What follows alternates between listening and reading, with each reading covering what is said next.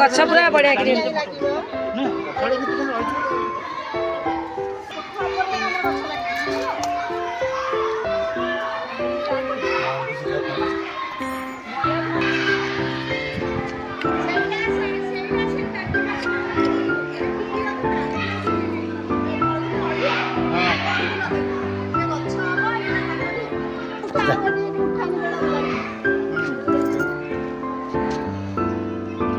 କୋଦାଳଟା ଧରିଛୁ ଟିକେ ନା ଠିକ ଅଛି।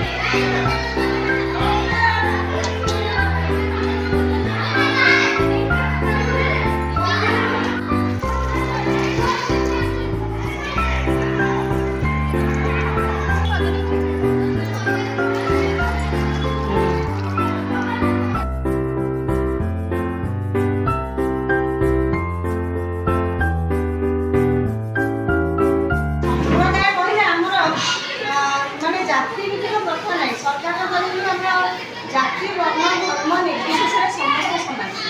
ବିଦ୍ୟାଳୟର ଉନ୍ନତି ହୋଇପାରିବ ସମସ୍ତଙ୍କର ସହାୟତା ଅଛି। ତେଣୁ ଆମର ଗୋଟେ ଲକ୍ଷ୍ୟ ହେଲା ଗୋଟେ ଗାଁର ବିକାଶ ବା ବିଦ୍ୟାଳୟର ବିକାଶ ଦିଗରେ ସମସ୍ତଙ୍କର ସହାୟତାର ଆବଶ୍ୟକତା ରହିଛି।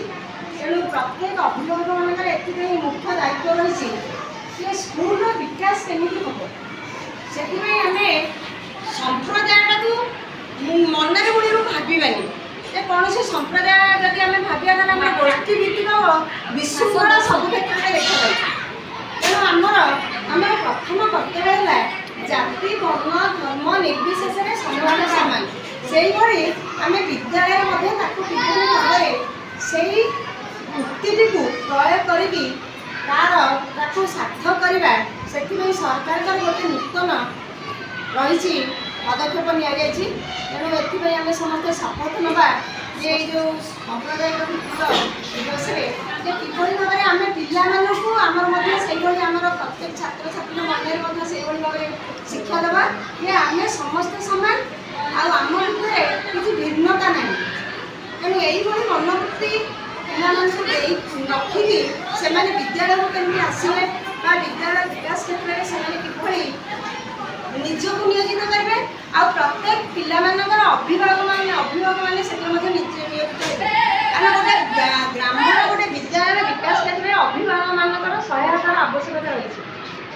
ତାହେଲେ ଯାଇକି ଆମେ ଆମର ବିଦ୍ୟାଳୟର ବିକାଶ କରିପାରିବା। ଆମ ବିଦ୍ୟାଳୟର ଯଦି ଗୋଟେ ଗାଁର ଉନ୍ନତି ହେଲେ ଆମର ବିଦ୍ୟାଳୟର ଉନ୍ନତି ହେବ। ବିଦ୍ୟାଳୟରେ ପିଲାମାନେ ଭଲ କଥା ଶିଖିବେ। ବ୍ୟବହାରଟା ଆମର ପରିବାରରୁ ଆସିବ। ପରିବାରରୁ ଆମର ପରିବାରରୁ ଯାହା ଶିଖିକି ଆସିବ ସେମାନେ ବିଦ୍ୟାଳୟରେ ସେଇଟା ପ୍ରୟୋଗ କରିବେ। ତେଣୁ ଆମର ଯଦି ସାମ୍ପ୍ରଦାୟିକତାଟା ମନ ଭିତରେ ଆସିବ ତାହେଲେ ତାଙ୍କ ଭିତରେ ସବୁବେଳେ ଗୋଷ୍ଠୀଗତ କନ୍ଦଳ ରହିବ। ତେଣୁ ତାକୁ ଆମେ ସମସ୍ତେ ଅଭିଭାବକର ସହିତ ଆମର ପ୍ରତ୍ୟେକ ଶିକ୍ଷକ ଶିକ୍ଷୟିତ୍ରୀ ତାଙ୍କର ମଧ୍ୟ ଉଦ୍ୟମ ଆବଶ୍ୟକତା ରହିଛି।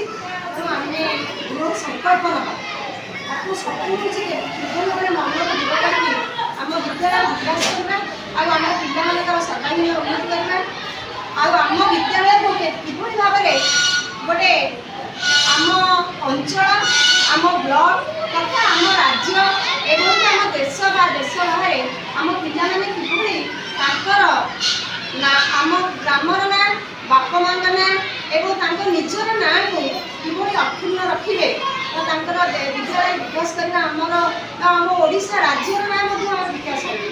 ତେଣୁ ଆମେ ସେଥିପାଇଁ ସମସ୍ତେ ଉଦ୍ୟମ କରିବା। ଏଇଟା ହିଁ ଆଜିର ଗୋଟେ ମୁଖ୍ୟ ବିଷୟବସ୍ତୁ। ଆଉ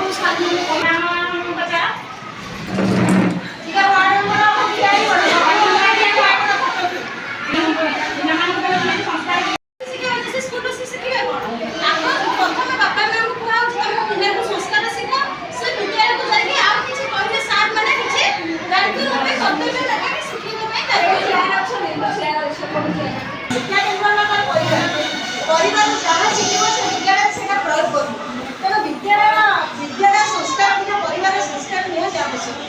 ତେଣୁ ବର୍ତ୍ତମାନ ଯେଉଁ ବିଶୃଙ୍ଖଳିତ ପରିବେଶ ଆମ ବିଦ୍ୟାଳୟରେ ଦେଖାଯାଉଛି ବା ଆମ ସମାଜରେ ଦେଖାଯାଉଛି, ସେଥିପାଇଁ ଯାଇ ବାପୁଙ୍କ ସହିତ ବୋଧେ ମୁଁ ଭାବୁଛି 90% ବାପୁନ ହେଲେ 10% ବୋଧେ ଶିକ୍ଷକ ଶିକ୍ଷୟିତ୍ରୀ। କାରଣ ଯେତେବେଳେ ଜଣେ ପିଲା ଆସୁଛି ବିଦ୍ୟାଳୟକୁ, ସେତେବେଳେ ସେ ଯାହା ପରିବାରରୁ ଶିଖୁଛି, ତାର ପାଖ ପଡ଼ୋଶୀ ଗାଁରୁ ଶିଖିକି ଆସୁଛି, ସେ ବର୍ତ୍ତମାନ ସେଇଟା ହିଁ ପ୍ରୟୋଗ କରୁଛି।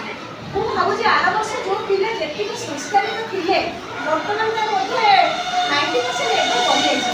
ଏଥିପାଇଁ ମୁଁ ଭାବୁଛି ଏଇ ଅସରଟା ଆମେ କୁହନ୍ତୁନି 100%। ତାପରେ ଶୁଣନ୍ତୁ, ପଞ୍ଚମ ଷଷ୍ଠ କ୍ଲାସ ପିଲା ବିଡ଼ି ଖାଉଛନ୍ତି, ସିଗାରେଟ୍ ଖାଉଛନ୍ତି, ଇଭିନ୍ ଯେଉଁ ପିଲା ବାପା ମା ଛାଡ଼ୁଛନ୍ତି ମଦ ପିଉଛନ୍ତି, ତାର ମଦ ବୋତଲ ଖାଉଛନ୍ତି, ଯେଉଁ ମୁଁ କାହାର ଜିନିଷ ଏକ୍ସପ୍ରେସ୍ କରୁନି, ଏଇ ଜିନିଷ ପରଦିନ ହେଇଛି।